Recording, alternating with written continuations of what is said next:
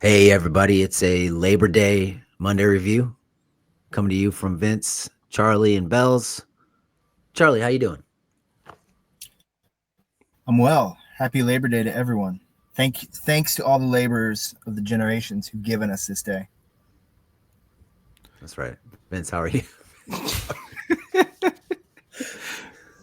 Yeah. We've been given this day, but here I am laboring. You know what I'm saying? Up at it once again, watching soccer. About to make this video when we get done with this. So, I've made it a day on, not a day off. But it's all gonna come. It's all gonna come good when I take off on Friday and go to New York to watch San Zawadski play Yeah, some baby. soccer, baby. That's right. Lots to get into. Lots to get into now that we have our Labor Day traditions behind us. Um, yeah, so game on Saturday versus South Korea, and then Japan on I believe Tuesday, right? Yep. The Tuesday after Mhm. that. I'm gonna get interviews with a couple of journalists who cover the Japanese national team and one who covers the South Korean national team tomorrow. So, if you're a patron or you're in the Discord, go find the link for the question form if you want to submit a question to those guys.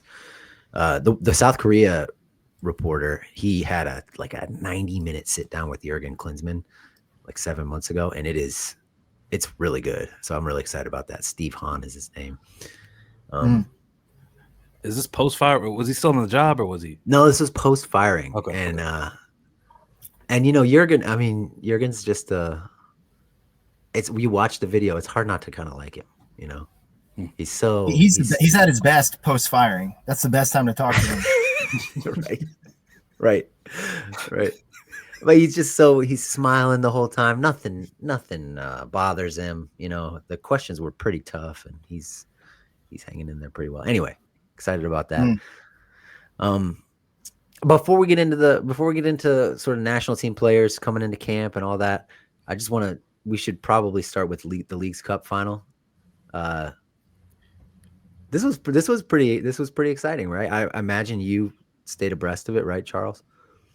Yeah, yeah. I actually wrote a piece for Sounder at Heart in the lead up to this one about Miami because big up Jeremiah Oshan. He's an incredible dude. They got a great thing going up in Seattle. It's been going for so long that we take it for granted. But they set a new record. I think that was their biggest crowd ever, or definitely one of their biggest crowds ever. Some 70,000 something.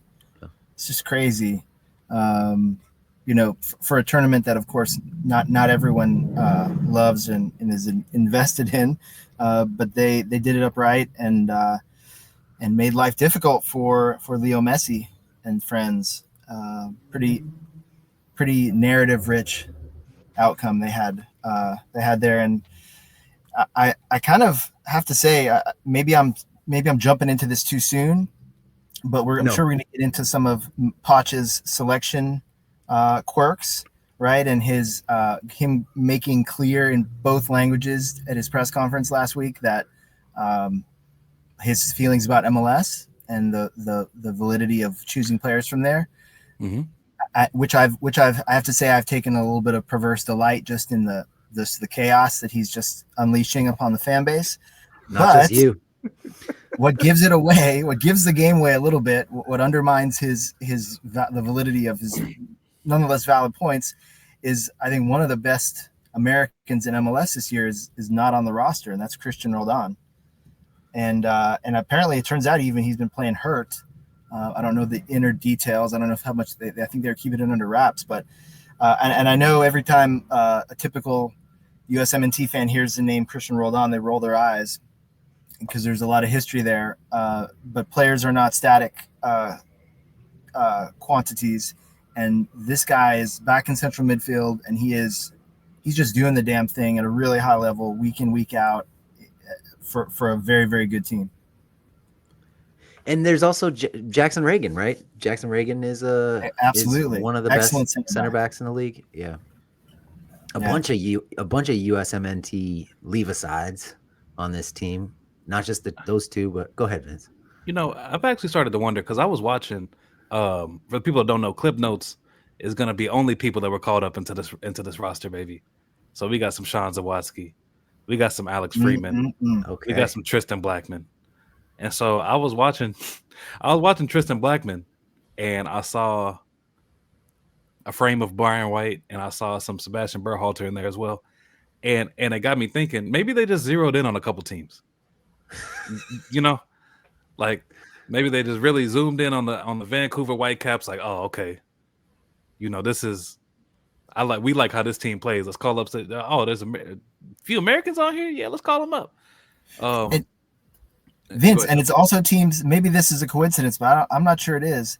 These are players and teams that happen to be playing Inter Miami a lot. And I don't know if and maybe that's just that, because there is a fascinating thing happening in MLS where Inter Miami does get everybody's best game. Everybody gets up for a game against Messi, even if he's not on the field. It's Messi's team. They're the aura team of the league or whatever. But like Whitecaps gave them some work in the CONCACAF Champions Cup, and that's clearly put a bigger spotlight on those Whitecaps guys you mentioned. And then Alex Freeman has made a lot of hay from shutting down Jordi Alba, and up until the semifinal that Miami won in the League's Cup at midweek. Alex Freeman was like just shining against players much older and more renowned than him, and I think that has to have helped his radar. Yeah, this is what I'm wondering, because it, like you said, Chuck, there does seem to be some pretty large blind spots within their evaluation of MLS.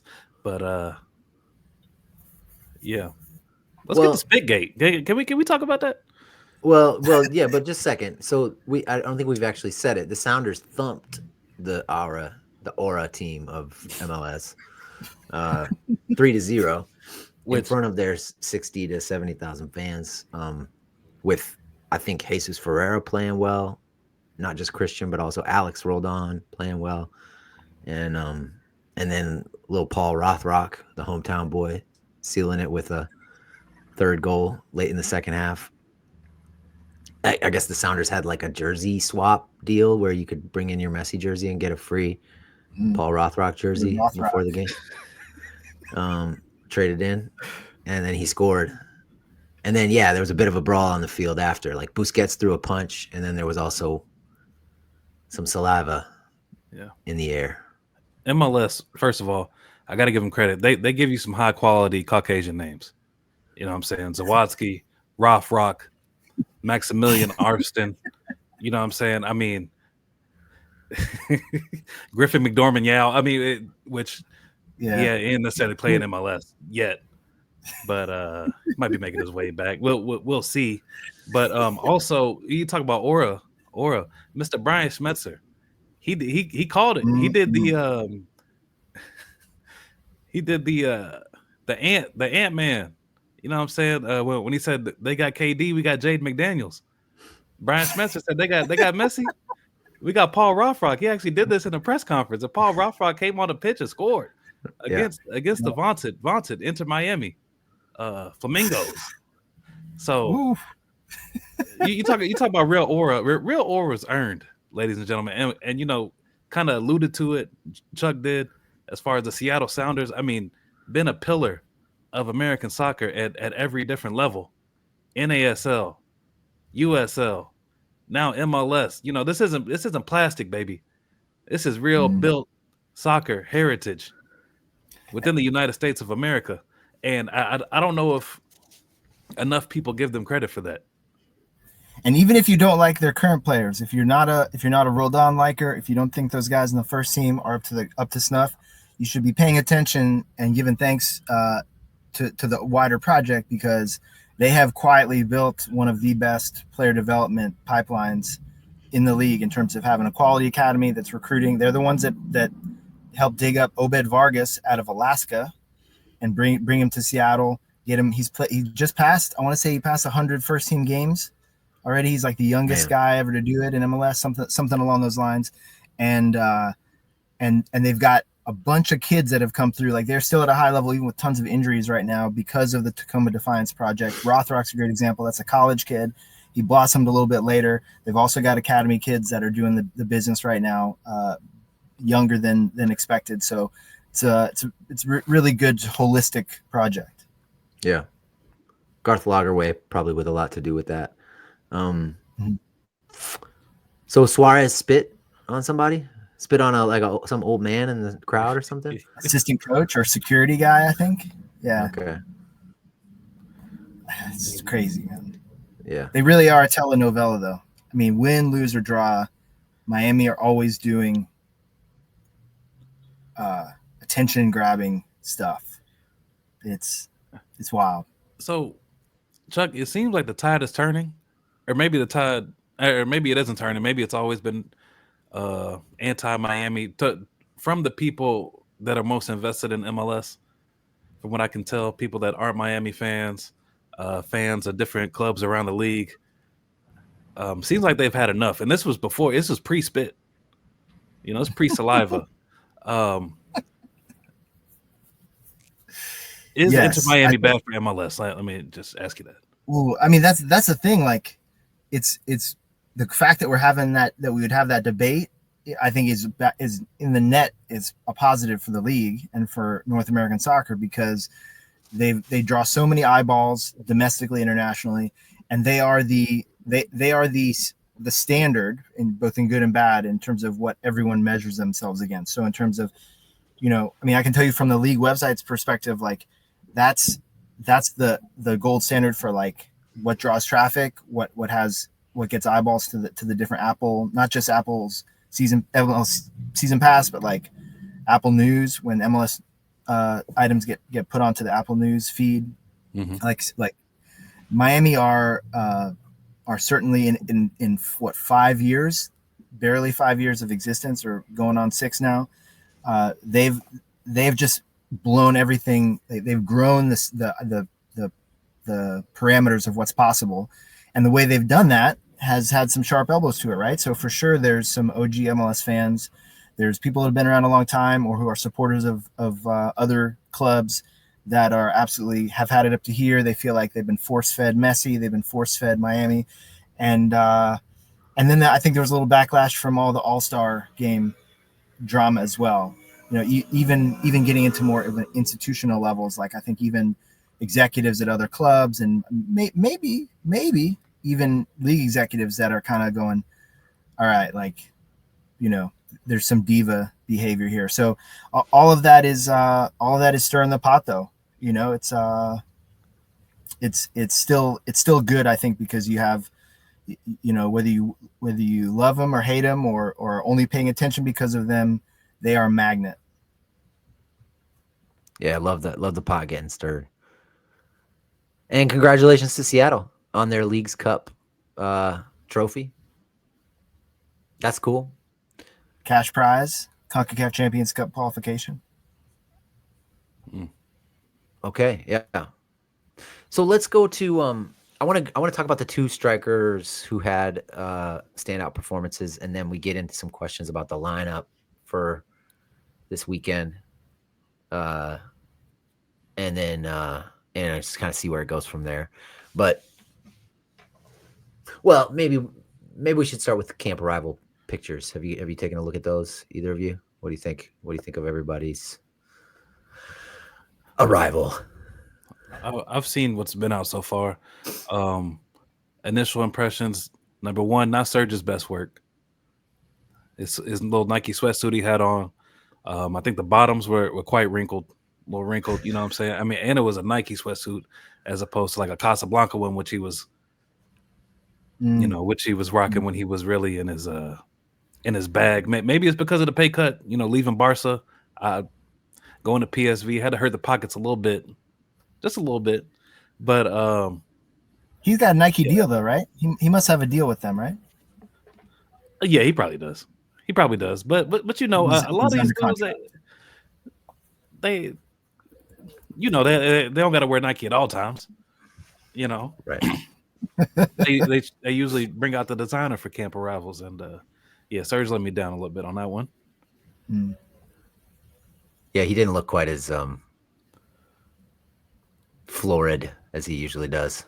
He looked like he was late for his plane. That's what it looked like. Maybe that's his all business statement.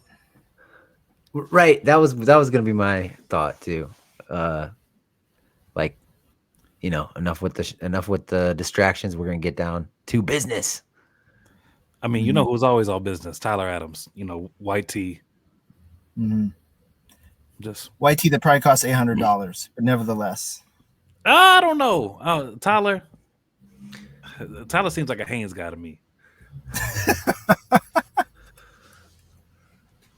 Yeah. What's the name of the town he's from? Wapahannock Falls or Wappingers Falls? Wappingers Falls. Yeah.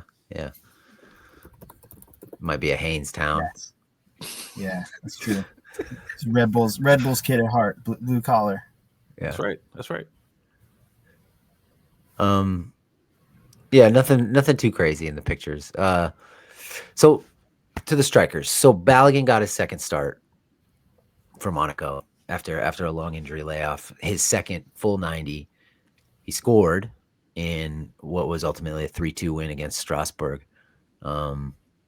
Seems like he's healthy as a horse, and his goal was really nice. Like a played in behind, kind of long, a little bit of a loose touch into the box, and then chips the keeper. Real clever, real cultured. And then he also earlier in the first half, he had a similar situation running in a similar channel, and drew a really good kick save with a ripped shot to the far post. So he's looking dangerous. He's also really, really solid in the hold up play. I mean, we've talked about this a few times, but that run into the channel of his, yeah, is really something, because like you said last time, Vince, his lower body, he doesn't look like a huge, like, strong guy, but somehow he's just got some leverage and some lower body strength and balance where you cannot move him off of where he wants to be. And so he gets that edge, and he might go to goal, he might hold it up, but he is a force to be reckoned with. And I guess that's really it. I mean, he wasn't involved directly in the last goal, which was scored by Minamino, but he was the first one to run over and congratulate him. This was a stoppage time winner after they had blown a 2-0 lead. Yeah. And it's wonderful that he's going to be in camp now. I can't wait to see him. He also had a nice bit of hold up and a nice little pass around the corner that created a Monaco chance where Bierif was offside. He was ahead of the ball. Oh, yeah. Yeah. Which was quite nice from Balo. But I just mentioned Bierif. Bierif was back in the lineup. And so Balo kept his starting spot and continues to play well. Everything's looking great. I mean, that run in the channel you were talking about, Belz. I mean, first of all, uses the leverage, gets low on the center back. You know what I'm saying? He's rooted like a tree stump. Yep. Gets to the ball, and then also not just collects it, dribbles him, gets past him on the end line. I think his like cutback was like cut out or something, but it's just, yeah. It's all there. It's all there. I can't wait to see it. If we end up dumping balls into the channels, a la Big Pat, like I said last week, I think we're gonna that's gonna be a good revenue stream for us, and we got somebody who can probably do a little bit more with it than Big Pat could. Yeah, and surprisingly gets there as almost as much as Pat does. Go ahead, Charlie. No, I love the tradition. This is a proud program tradition of players who don't get called into the initial list turned out to be essential. So I'm secretly, again, perversely hoping that Poch puffs his chest out, get a goal or some goal contributions from Balo this coming week, and then gets to praise him at length and act like he's a genius for making him the last added to the roster thanks to a hamstring injury. Only because of an injury to Brian White. Yeah. Yeah. I mean, we can't let this man off the hook for that. I mean, yeah, we really can't. And Greg Velasquez has been in the Discord arguing that there's 100 different permutations that maybe Poch was thinking this way and this happened and we wanted to keep it with the club because of this, because of that. At the end of the day, Brian White was going to be there and Flo wasn't. And a World Cup's happening in 9 months. yeah, and I just can't accept that. I just can't accept that on its face. You know, I think you can have the debate about someone like Josh Sargent. You can say, all right, he's playing at a high level, he's scoring goals at a high level with his club team, but he, for whatever reason, he hasn't met the standard in the national team uniform. I don't think you can really say like Balo's main sin has just been being hurt, right, or having teammates around him with MNT that didn't necessarily know how to maximize his skill set. For me, he's still, like, on paper and on the field, he's still there's never been a compelling argument to me that he's not the first one you look to when he's available. And even without the teammate maximization that you talk about, Charlie, I mean, he's what? I mean, the man, okay, he's played 17 matches for the U.S., has 5 goals and 4 assists. And these are, I think, 2 of those goals are against Canada in a final, if I'm not mistaken. Or I think just one. He scored one. Just one in the Nations League final, and then one of them's okay, and one of them's against Panama. One's against Colombia, right? One is against Panama, Ghana. He scored a goal against Ghana. He played well in that game. I can't remember. Yeah, I can't remember. But either way, 17 matches, 5 goals, 4 assists. People, tend to act like he's been a disappointment or something for this team. I heard something about Alexi Lawless saying something like he should be lucky that that the team hasn't moved on from him or something like that. It's just like ridiculous. It's what are we talking about? But anyway, man, whatever. We're in a post-truth environment here. I think also Sargent has suffered from being injured a lot too, or like just not being in the right situation. Not to the same extent. I think Balo's the better player, but I think Sargent's been hard done by circumstance as well. And I mean, just to move on to him, he had a brace over the weekend. One of his most productive attacking games, probably his most productive attacking game this season. Attempted seven shots, which is way above average for him, and then put in an absolute shift. I mean, just working that big old caboose off.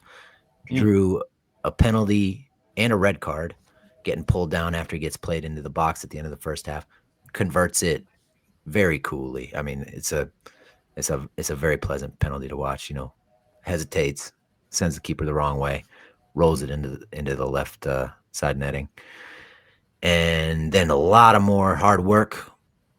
And then at the end of the game, he gets his goal of the season so far. And this goal, I think, bears some detailed description because it was so nice.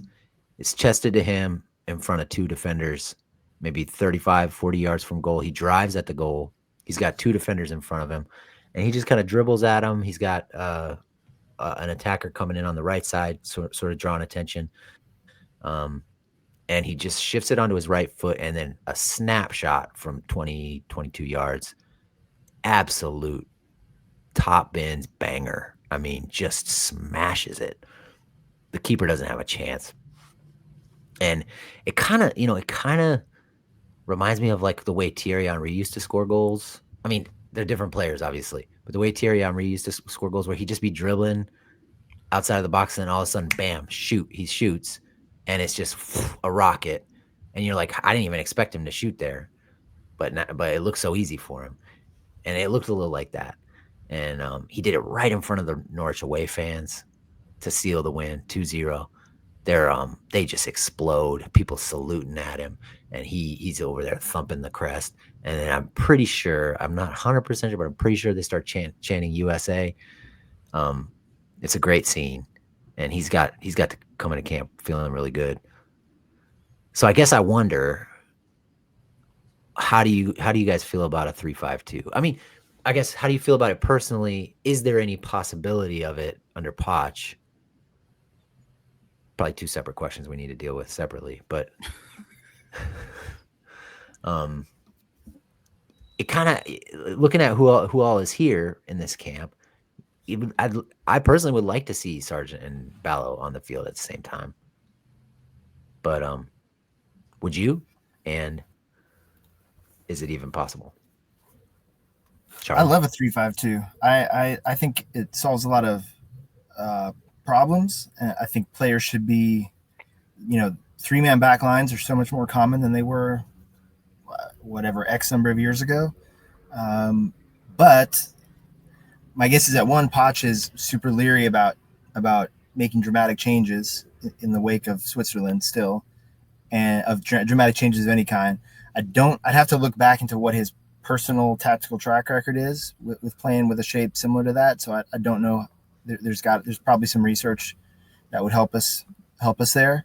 And when the MNT has tried it, because that was always Berhalter's desired plan B was, I guess he would probably call it a 3-4-3 or a 3-4-2-1, but it seemed to melt certain guys' brains, particularly in terms of like the defensive shape and the responsibilities and just having that ability to fluidly understand your roles. So of course you can always debate, implementation, quality of implementation. I think you should have that club in the bag. But man, I just don't know if Poch is of the mindset now or ever to give it a try, because you'd have to drill it, and I think then you'd have to commit to it as something that you're putting into the curriculum. You're sending guys notes between camps. You decide, I have these 3 or 4 guys that I think could play those 2 striker roles. I need to get them some chemistry and get them working and thinking together. So that's a lot to do, and he makes a big deal out of how little time they have together. So yeah, would have been great for a Gold Cup, for a month together at the Gold Cup, but I don't think we saw anything like that.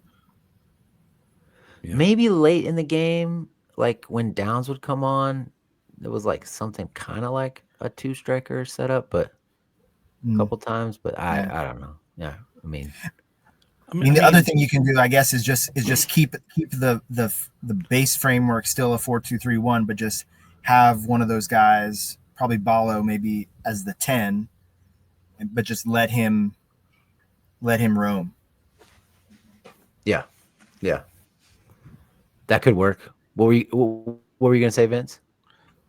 Well, I've thought myself out of it now, but I was thinking about that first match, the Panama match, where the shape was.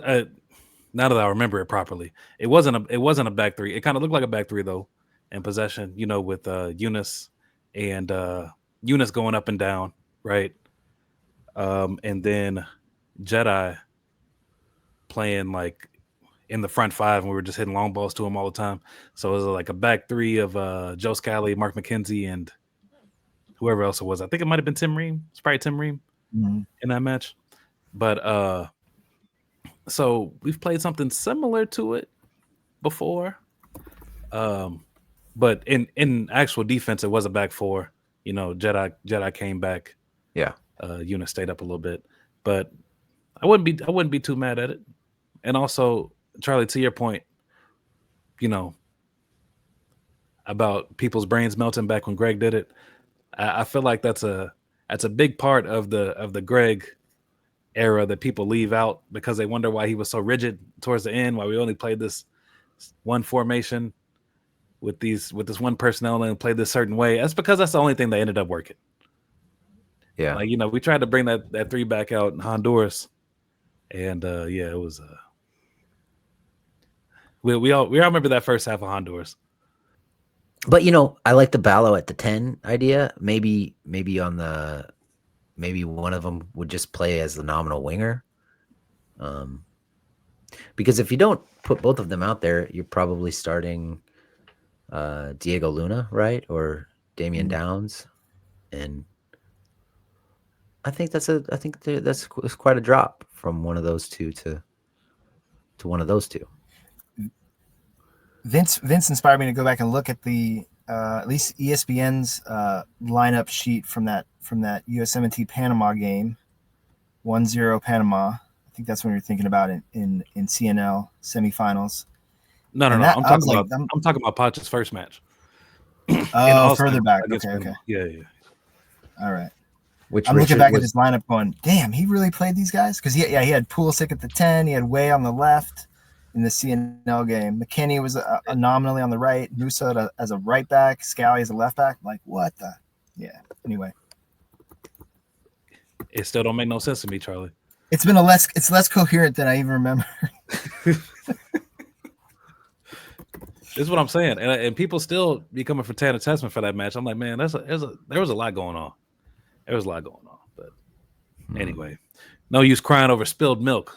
That's right. And you're correct. Okay, so 2-0 USMNT Panama, friendly 2024, Austin, 3-4-2-1, Reem, McKenzie, Scally in the back, Robinson and Musah as the wing backs, Pulisic and Aronson behind Sargent, with Morris and Busio centrally. Right. Squads have been played. Lineups have been fielded. That's true. Hey, we do that same thing. Okay, give me Tyler Adams and just pick another midfielder. Put them in there. Sebastian Berhalter. I mean, that's who it's gonna be. That's right. You know, it's fun. I don't want to diverge too much. I'm sorry, Vince, but like you reminded me that I remember always watching because Berhalter's thing was very much not 3-5-2. It was like this is a 3-4-2-1, and it was explained to me that if you are a pass and move pep ball enthusiast, proactive apostle, you don't play 3-5-2. You still want the lone striker with two pocket players behind them because that creates the triangles and the relationships that are most comparable to the 4-3-3, Barca Dutch style 4-3-3. And I just always remember being frustrated by it because sometimes you just need two strikers to be together, and you don't want to do it out of a 4-4-2 because there's built-in limitations to that shape. So like, why are we doing all that? Like, it was like I thought there was a lot of farting around in terms of what Greg was trying to do with three in the back instead of just solving, just like being more basic. Anyway, excuse me. No problem. So we're thinking Berhalter and Adams, maybe if we were to do this 3-4-2-1, Berhalter and Adams in the middle, and then that's right. Maybe Ballo and Pulisic as the two, and then Sargent up top, or could it be the other way around? I'm just sort of grinding my axe about having Sargent and Ballo on the field at the same time. Yeah, for this window, I think so. Again, and not to veer off again, but if you did have a coherent plan to make a 3-4-2 on an option, and you do watch the Columbus Crew regularly, which we know that Poch is a Crew appreciator, Aiden Morris is balling out for the top team in the English Championship right now, and he has done that exact role. So a Morris-Adams pair that is that sort of your deep, your twin sixes or your whatever you call that, the base of the box, would make a lot of sense. But as it is now, he's not in, right? So yeah, I think it's probably Berhalter. If you take the half glass full perspective, everything's going to be made right in October. All the best players will be there, and that's what I'm hearing. Yeah. All right, so let's talk about Pepe real quick because he played the entire second half of PSV's historic home loss to Telstar.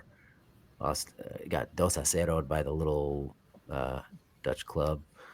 I thought Pepe looked pretty pedestrian in his 45 minutes out there.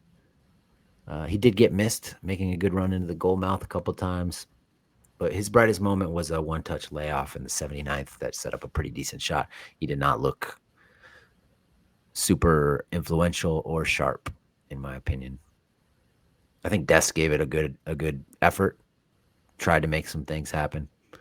Not at fault for either goal. I just hope he doesn't put up a highlight reel after this loss, because that would be probably not very well received. So those are the strikers. I mean, then, with all respect to Brian White. Let's take a break. Come back in a minute and cover all the rest of the news that we got to cover. Hey, if you want to skip the ads, join the Patreon. The link is in the show notes. Also in the show notes, the merch store. If you look on, if you're watching the video, you can see a hat that Vince is wearing. It's a beautiful hat. U.S. Soccer, Black Power, pink accents. Let's go, baby. That's right. All right, we'll be back in a minute. All right, we are back. We got to talk about it. Poch was at the Ohio State Texas football game. I think he was at the game day. Was he at the game day celebration? And so. And he was trying to lead the crowd in the OHIO chant. And I would say not exactly a man of the people moment for Mauricio. You know? Well, he's going to have to get used to it, baby, because he needs to be on every game day. Big. I think this was Fox Big Noon. Okay. Okay, it wasn't actual game day. Yeah. I think. Excuse me. I could be wrong. I'm not totally. You know what? It could be game day. You know what? I'm confused. I don't watch as much college football as I used to. But yeah, Poch was there. I wonder what he thought about the whole thing. I wonder what the fans thought of him, because they I just didn't feel like they responded to him very well. You know. Why would they? Yeah. Fair enough. You know, a small word in Poch's defense. I'm trying to think of what the equivalent inverse of this is. This would be like having your American coach do a proper mate brewing process, maybe in Argentina, or like cut this steak, the way that we do in our cultural legacy. And if you don't, you're gonna get clowned on. Yeah, be a capo at a San Lorenzo game in Buenos Aires or something. Yeah, he was set up for sure. He was set up for failure, but that's the thing. It's his week one.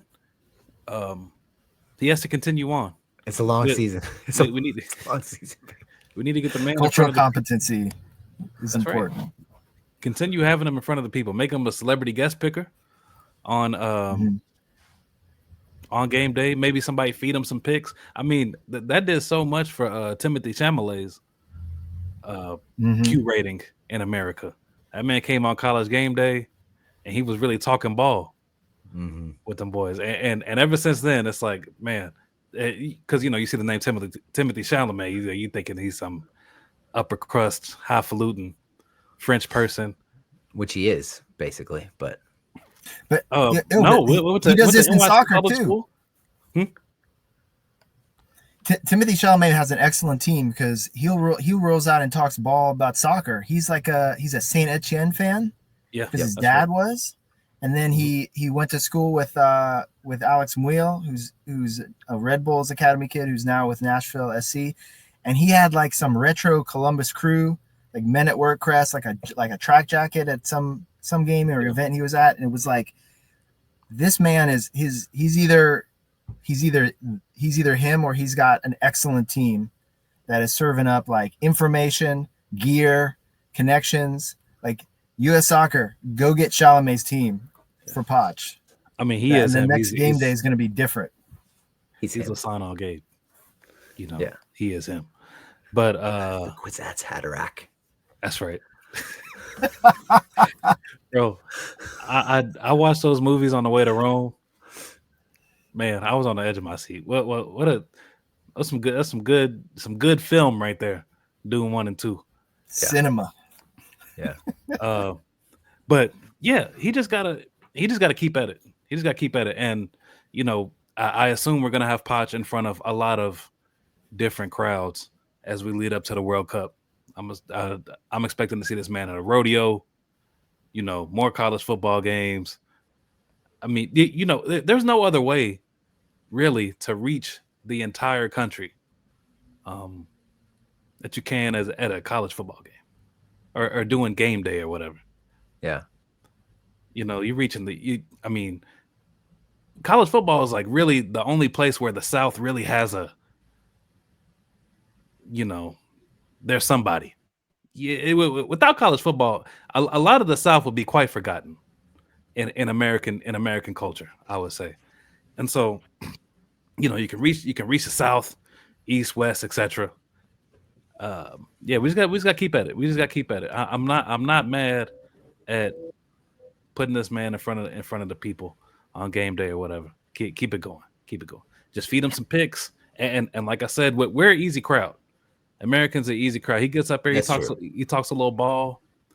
He goes back and forth for Pat McAfee and Nick Saban or whatever. Boom, we're in there. Mm-hmm. He just has to say stuff like "Roll Tide" or whatever. Yeah. Sick 'em dogs. I mean, Lee Corso's been reading cue cards for 10 years, right? Lee Corso's been getting served up the good, the good lines. So just get Poch some of those big signs off camera. Have Poch put one of the put the mascot hat on. Yeah, exactly. Have him kick a 40-yard field goal. He could do it in his sleep, and just have him kick a 40-yard field goal on TV. That would work. They be doing that at game day. They take like a random dude from the crowd and make him kick a field goal for money. Have Poch compete against a random dude from the crowd. Start at 10-yard line. See if you can hit a 20-yarder. Anyway, I love that. That's great. That's quality. Okay, Malik is also now back from his injury, which I guess was mostly just wear and tear from the Gold Cup. He scored in his first appearance for Leverkusen. A lovely chest down, shoulder down, side volley with his left foot off the far post. I think also looked pretty good in general. Really, kind of like we know how he looks, which is he now is somebody who works hard on defense and is capable of magic on the ball.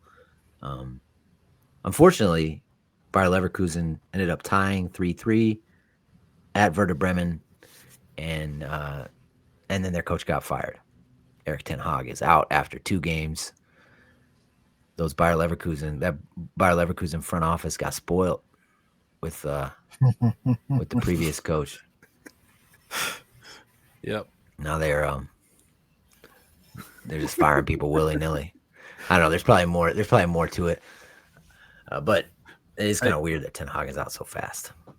Hey, man, you know what? I'm happy that we didn't call Malik into this roster so he could stay back in Leverkusen and navigate this power vacuum that has been created with Erik ten Hag's ousting. We really needed him to hold down the fort in Leverkusen and not come to the United States of America 9 months out from a World Cup. So, yeah. I see where you're coming from. Yeah. Be able to do some politicking, Poch foresaw this. This is apparently the first time a Bundesliga club has ever appointed a new coach and then removed them after 2 games. Crazy. Things are changing in Europe. Supposedly the Captain Robert Andrich said misery versus misery was that last game. So I guess things are not good behind the scenes, and you just have to hope and pray that it doesn't affect his showpiece, high money, high dollar summer signing. It sounds like T.S. Hopefully the club has too much invested here. But Malik's a $35 million player. He's gonna play no matter who the coach is, I would imagine. I'd imagine. Yeah.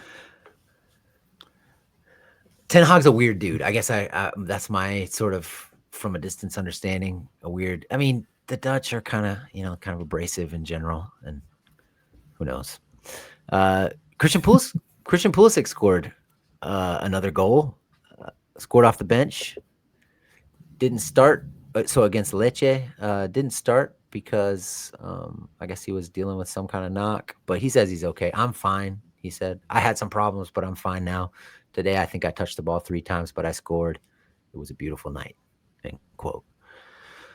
And Musah started on the right wing in this game, which I know you love to see, Vince.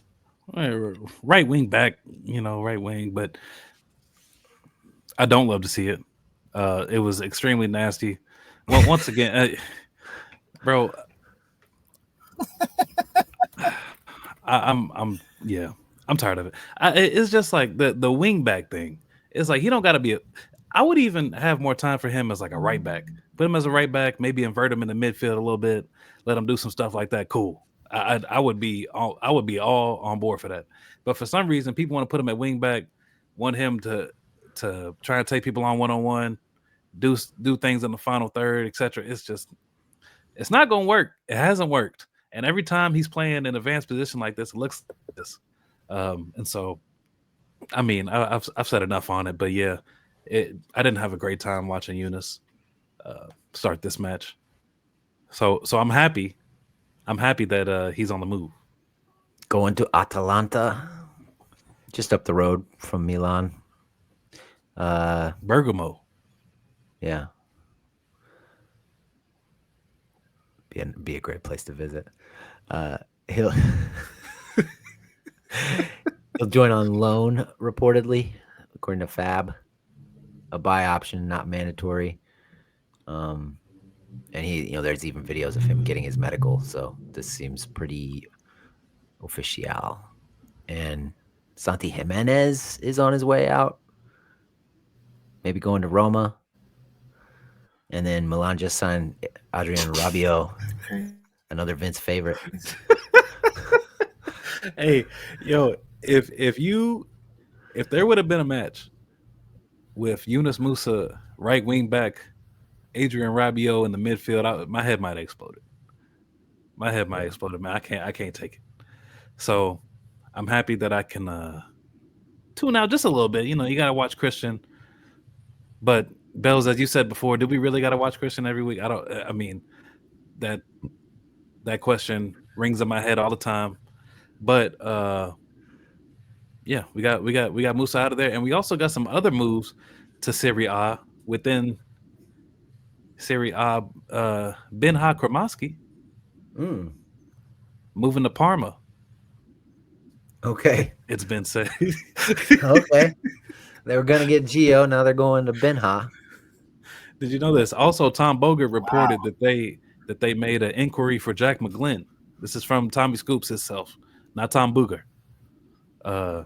Yeah. I get tricked. I get tricked sometimes. I'm like, wait a second. Bogert's really saying that? No. I love a good parody account. I actually ran one. I actually ran one of my college friends' girlfriends when I was a sophomore in college. Anyway, I'm not gonna get to that whole story. But I gotta look this up. Sounds like a good off-camera conversation. It is a great off-camera conversation. But this is one. I don't think the Magic plane ride over to Europe is going to get me to rate Benha. I need to see something. He's sort of been shelved in Miami, right? Like that he kind of found his way out. Well, he's a utility player. Yeah, he's kind of been a utility guy for them. They put him in different roles, and he complained about it in the media a few weeks ago, and drew a rather stern public response from Javier Mascherano, basically explaining, in essence, where your preferred position is full of elite players, and so you need to take what you can get. Be a utility guy.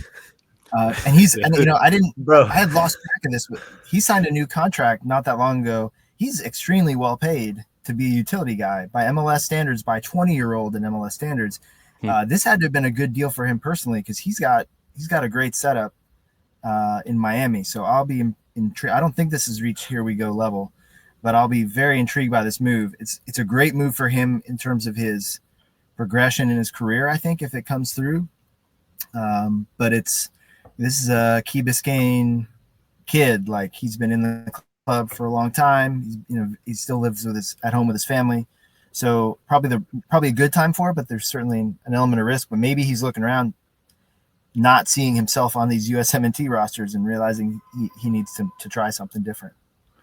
When you say he was complaining to Javier Mascherano about his lack of not getting enough playing time in his preferred position when you're on a roster with Lionel Messi and Sergio Busquets, That reminds me of, we were talking before we started recording about shame and how shame is out. Shame is Hey, out. man. And Bro, I'm like, this seems like maybe a decent example of that. Like, could you imagine complaining to Mascherano about that? If you're Ben Your team just Kamasi? signed Rodrigo De Paul. Yeah. Buddy, you ain't displacing Rodrigo De Paul. Yeah. see, but this is why I do have to raise him up a couple pegs in my estimation, just because of the the cojones on this kid. The audacity. I love it. I love it. I mean, went to the media, spoke his truth, caused this whole thing, and it's looking like it's paying off for him. He got his agent, he kicked his agent into gear, and look at how it worked out. So I think it will. Heading Like I to was Des talking Moines, about, Iowa-based Parma FC. I actually love I love the move if it's a stable, non-dysfunctional environment for him in terms of the club and the locker room and everything.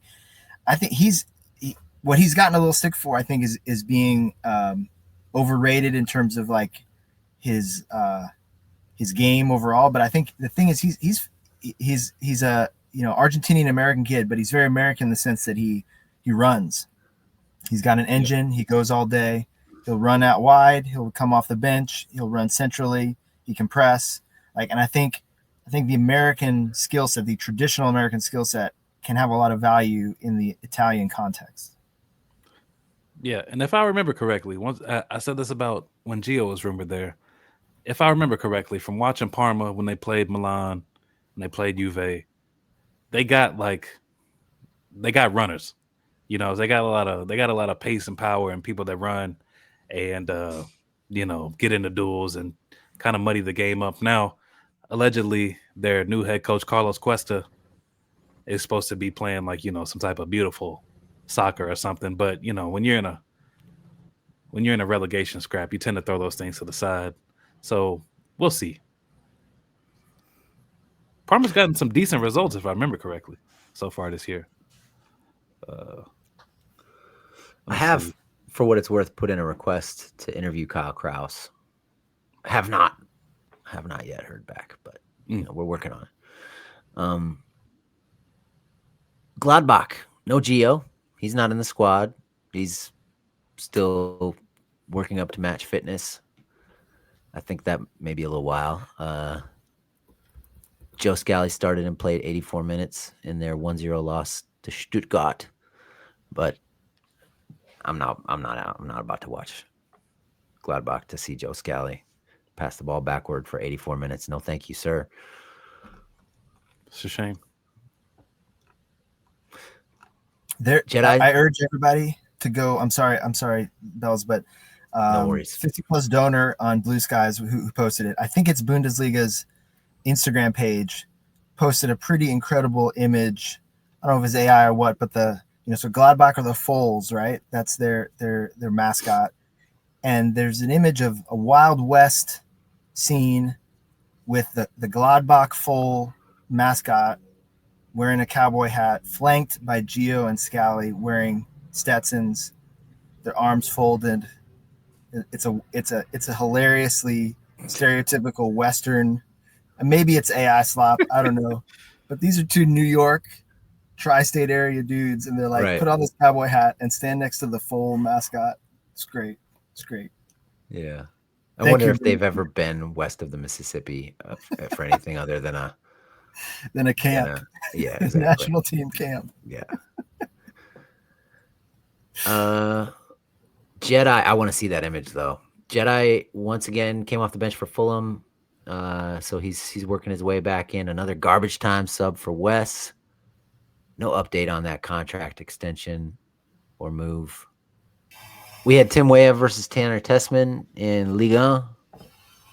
Lyon came away with the 1-0 victory on a late own goal. Tessman went 90 in the middle for Lyon like he does, and Weah started at left back. Anything else?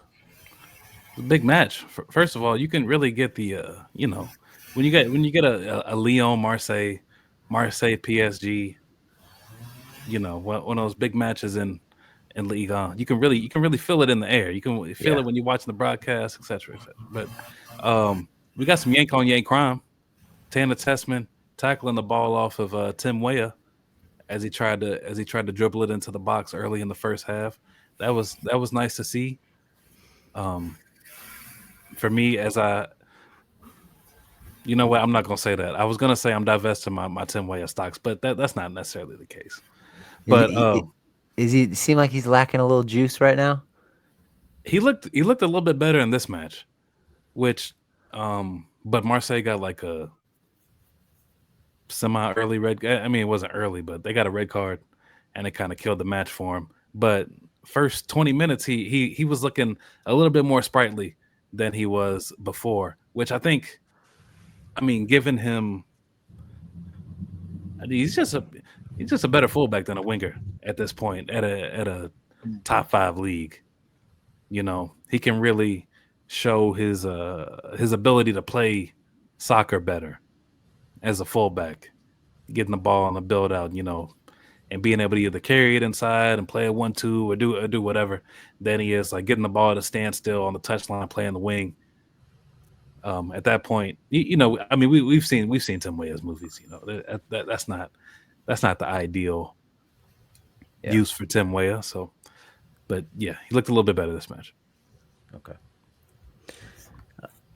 Tim, of course, in camp. I'm kind of hoping he starts at right wing back in this hypothetical 3-5-2. Dest at left wing back. Tanner, of course, not in camp, and we're just hoping for better days ahead in October for him. Yeah. 40. Tyler, his stats, by the way. Tessman's found it. It's like a great spot for him, and I hope that Poch really is watching. 46 out of 51 passes completed, 1 chance created, 6 defensive contributions in the full 90. I mean, that's a high level. I'm glad he's settled there. Yep. I'm excited, man. He's come a long way. He's come a long way. Like you said about Roldan, players aren't static, and I think Tessman has actually taken some strides forward even in the last 6 months. Yeah, and it needed to happen this year. I think I was kind of like not worried, but it was just like this is the make or break year for Tanner to me. Just because, like, I mean, he's already like 24, maybe 23, about to turn 24, something like that. And it's like, I've liked him as a prospect for a while because of the tools and stuff, but yeah, he's really starting to put it together and become like a good soccer player. Now, diamond hands over here, baby. Also, one thing about Younes, real quick, that I just want to bring up. I see a lot of people continue to say that this man is failing up. Okay, he's making his move from Milan to a Champions League team in Atalanta, etc. And they say 2 things, and these 2 things can't exist at the same time to me in my head. That he's failed up twice, and that he's regressed over the past 2 or 3 years. You got to pick one. If you're saying that he's failed up twice, with the first failing up being his move from Valencia to Milan, then you're saying he was already ass. And then if you're already ass, how can you regress from assiness? Okay. Or you can say, "Oh, I thought he was good and he's regressed." But you can't regress. But you can't say both things to be true at the same time. I just want to say that. And number one, and number 2, I feel like it just means that your evaluation was off in the first place. Because I remember the Younes Musah heydays. People were telling me he was better than Weston McKennie. I always stood fast and firm. Like, no, that's not the case. That has never been the case. I've always thought, it's just, he came on the scene and he started dribbling.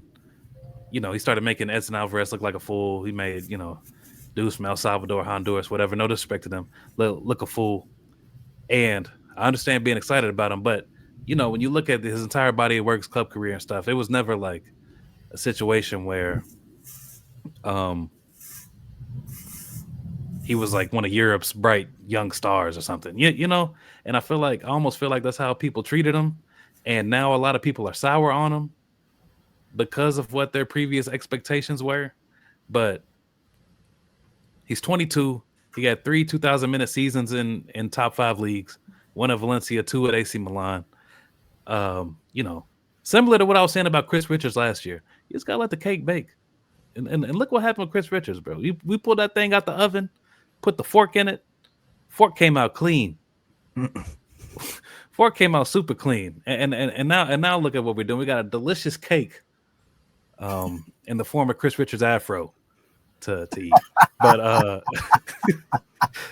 so I just want to say, similar to Chris Richards, Yunus Musah, we gotta let him cook. If you believe in the talent, which I do, that's all you need to worry about. Just believe in that, and we'll observe the rest. But yeah, I don't know. I just feel like I think there are two kinds of soccer players, and we've been beating this drum in the grassroots episodes, which I know not everybody listens to, but two kinds of soccer players at every level. There are those who can dribble past somebody, and there are those who cannot. And Yunus is a player who can dribble past people, and that is the foundation for everything else in the game.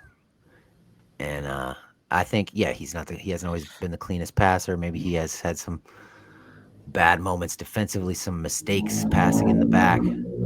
But that foundation of him being able to step past somebody with the ball, that is so important. And I think, just to sort of piggyback off of you saying, let the cake bake, we got the right ingredients. The right ingredients are there. And I don't even think he's been as bad as everybody thinks he's been. You know, I think he's been look how he's played for the national team. Wow, look how he played at the World Cup.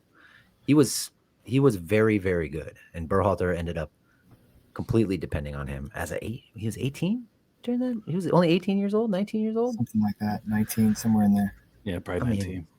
And he's going to I urge everybody too, if you haven't watched Atalanta, go watch Atalanta, because you're probably going to enjoy it, even outside of the Musah angle. This is one of the most aggressive, attacking-minded, like full throttle teams, generally speaking, in Europe, and I think it's going to be a great system for him to maximize his strengths in.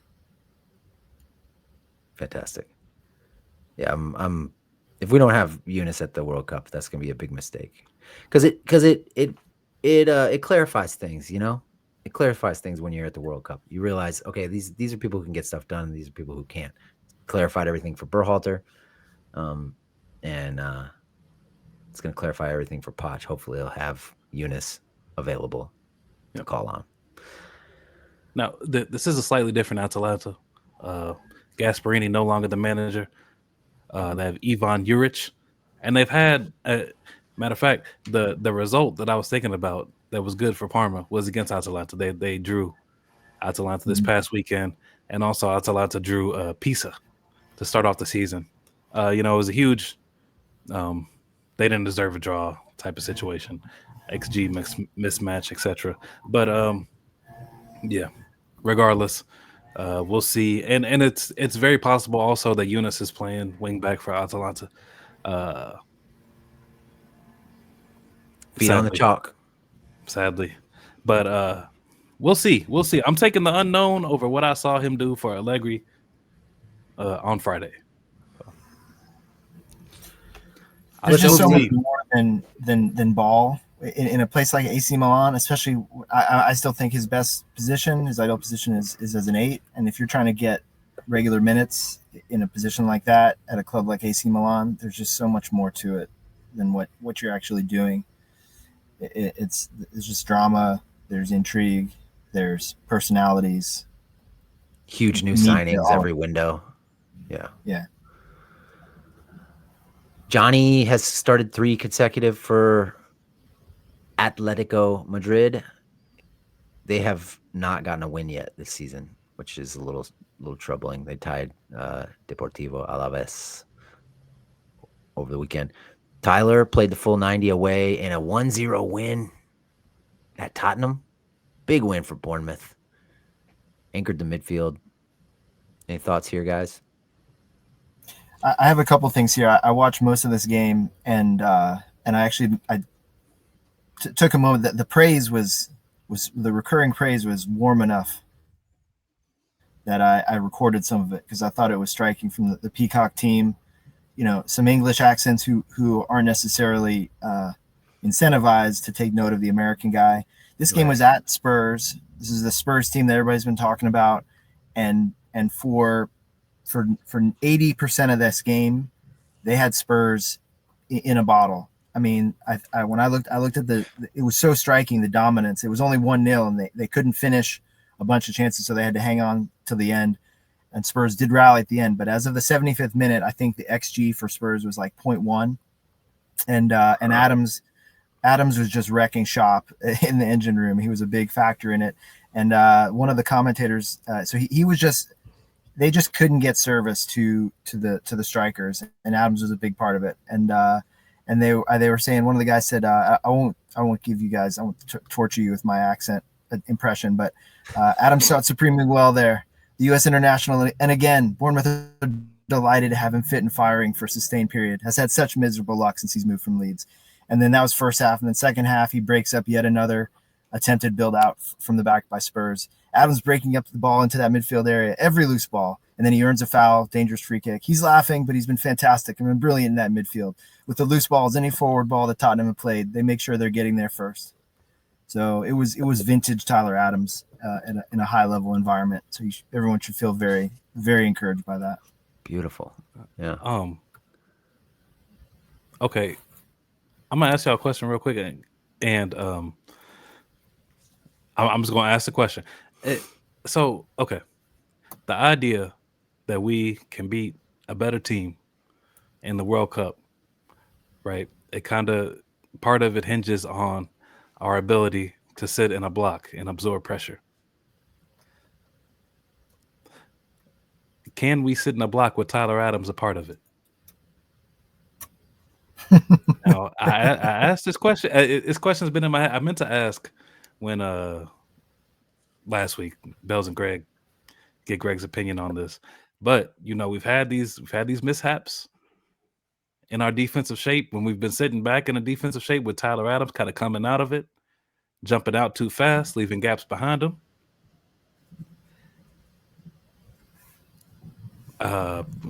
Fellas, what are your initial thoughts? I'm gonna just go take the optimistic route and say he can do it, and he will do it when it matters the most, even if he didn't exactly do it the last time it mattered the most. Okay. Even the most disciplined low block keeper is gonna get pulled out of position sometimes, I think. So yeah, I'm not disagreeing with your overall point. I'm just saying, like, it's just a matter of whether it gets punished and then how you zapruder it. Of course.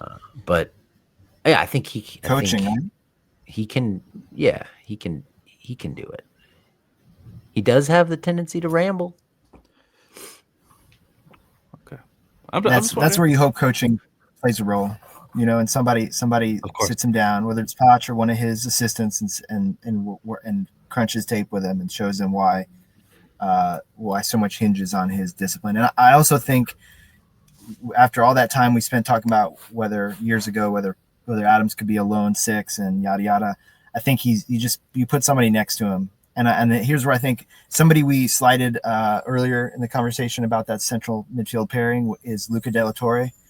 I think Luca may end up turning out to be more important than we realize right now, because they've known each other a long time. He's got that ability to be a complementary player and maybe settle someone like Adams, just the glue guy in tactical terms. I'm sure he's a glue guy in the locker room as well, but just be that, sit them together and have them figure out that relationship and cover for one another's limitations.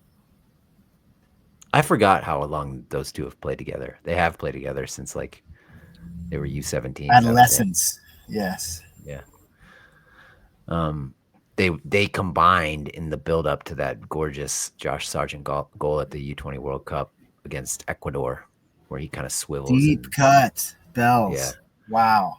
Yeah, they did. The two of them, and then I think Adams got the assist. All right, let's get through the rest of this real quick. Haji, 5 goals in 5 games, but not on the roster, right? That's a long middle name, in case you were a little confused. Scored again, hit the post, so almost had a brace. The USMNT Twitter account even retweeted a clip of his goal. Yeah. Alex Zendejas got an assist in Club America's 2-0 win over Pachuca, his first goal contribution of the season. So it's been a little bit dry for him. He's in clip notes too. I watched this match. Okay. There's a lot of things going on the Liga MX's broadcast. Man. So they got some splashy graphics, don't bro, they? Splashy graphics, man. I mean, to say the least.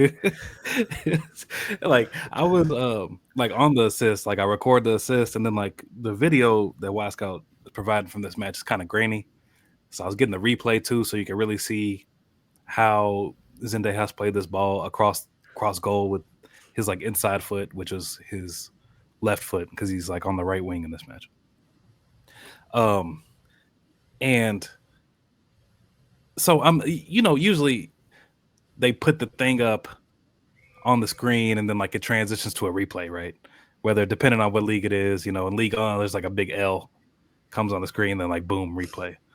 And I was getting ready to hit record, and it was like a big soccer ball just popped up on the screen, but it didn't turn into a replay. It was just like I don't know if it was like this goal is sponsored by this company or something, but it was just like the thing just stayed up on the screen, and I had to wait an extra like 10 seconds for the replay to come up. I don't know. It's just a lot going on over in Mexico. Yeah. In-game ads, that pop up on the broadcast, all stuff. It was 2DNA. It was their broadcast that Wascout had, but yeah. Yeah, a lot of picture-in-picture stuff going on. Mm-hmm. Wouldn't be shocked if like a little man started running around the perimeter of the television. Like, what the hell's going on here? That's a lot, man. Noki Banks had a 1-minute cameo for Augsburg in their 2-3 loss to Bayern Munich. So he's barely playing, but he's in camp. So that's exciting. Maybe he even gets to play for the U.S. And I think we'll leave James Sands and Aiden Morris for another day. Aiden's playing well for Middlesbrough. But we got to get out of here. Thanks everybody for listening. Thank you to Charlie. Thank you, Vince. We'll see you.